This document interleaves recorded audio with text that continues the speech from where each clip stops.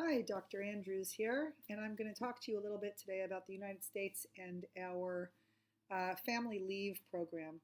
And we all know that both Republicans and Democrats will often talk about paid family leave, but there really is the time. We have to come up with a new national policy because it's not great.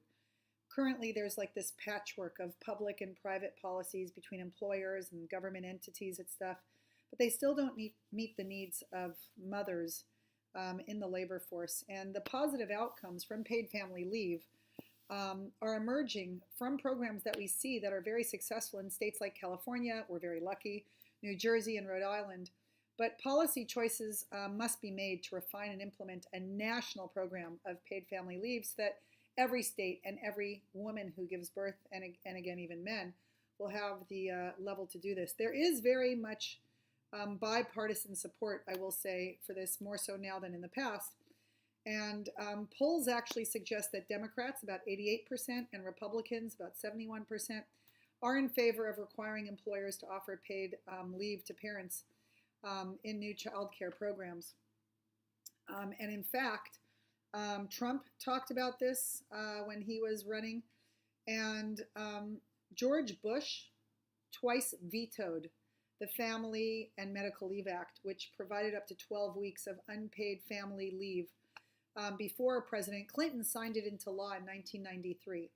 But even so, 5 Republican congresswomen attended the campaign event where Donald Trump unveiled his proposal on paid family leave.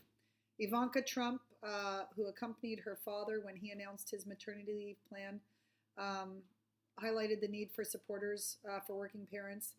And not only that, but many congressional Democrats also support a more expansive program of paid family leave than envisioned by Trump or Republicans. So, like, for example, Senator Gillibrand of New York and Representative Rosa DeLauro of Connecticut introduced the Family and Medical Insurance Leave, or Family Act. And they had a lot of co-sponsors, but many American women need family leave. I mean, I understand that in some countries, women give birth and go right back to work the very next day. But sometimes you just can't go back to work right after giving birth. Sometimes there are complications, pain, secondary illnesses, bleeding, other kinds of complications, either for the mom or for the baby or for both. And they need to be able to regain their health in order to get back to their pre-pregnancy way. And in the United States, working parents really struggle to patch together any kind of paid and unpaid leave.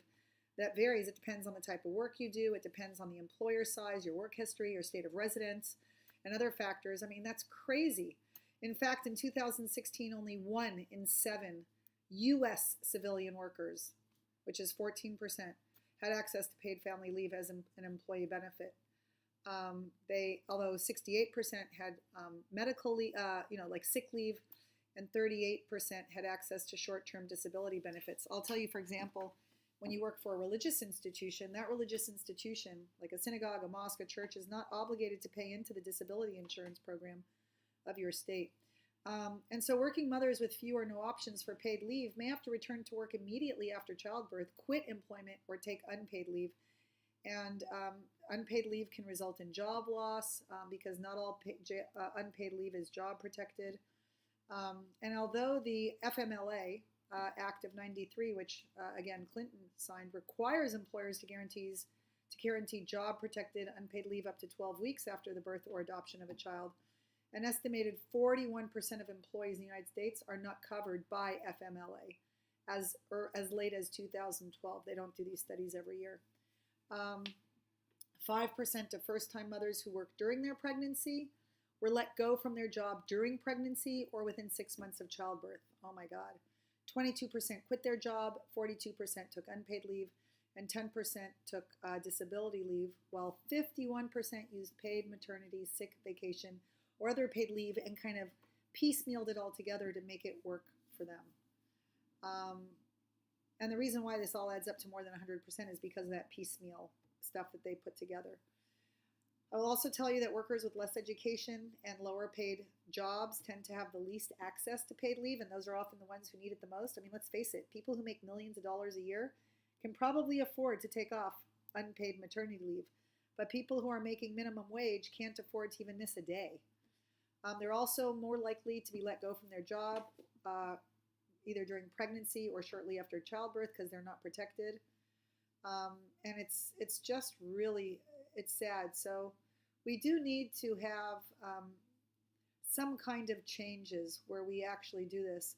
I will also tell you that there is a difference between how employers view men versus women, and we're going to talk about that one live in class.